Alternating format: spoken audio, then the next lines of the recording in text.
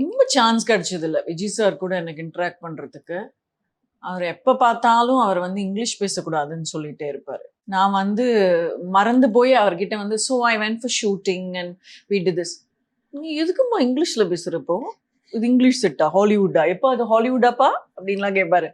So எனக்கு வந்து ஒரு மாதிரி I used to be very conscious. ஐயோ அவர்கிட்ட பேசும்போது வந்து தமிழ் கூறும் நல்லுலகில் அப்படிதான் பேசணும் போல இருக்கு அப்படின்னு சொல்லிட்டு. கார்த்திக் சார் வந்து இட் வாஸ் வெரி ஃபன். அவர் வந்து is like a kid actually.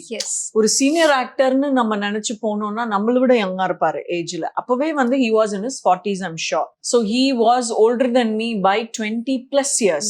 அப்பவே 20+ years now obviously. He was much younger than me in his way of thinking, acting. அப்புறம் அவர்கிட்ட இருந்து என்ன எக்ஸ்பெக்ட் பண்ணோம்னு எனக்கு ஃபர்ஸ்ட் தெரியல.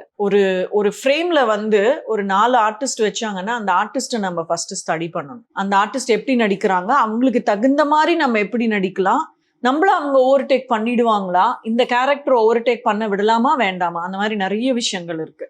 ஸோ நீங்க என்ன மாதிரி நடிச்சாலும் கார்த்திக் சார் வந்து உங்களை ஓவர்டேக் பண்ணிடுவார். அப்படியா ஓகே அப்படின்னு சொல்லி எல்லா அட்டென்ஷனும் அவர் மேல போயிடும். நம்ம மேல வந்து it's hardly people are going to சீன்னு ஒரு பயம் இருக்கும். So I was always conscious.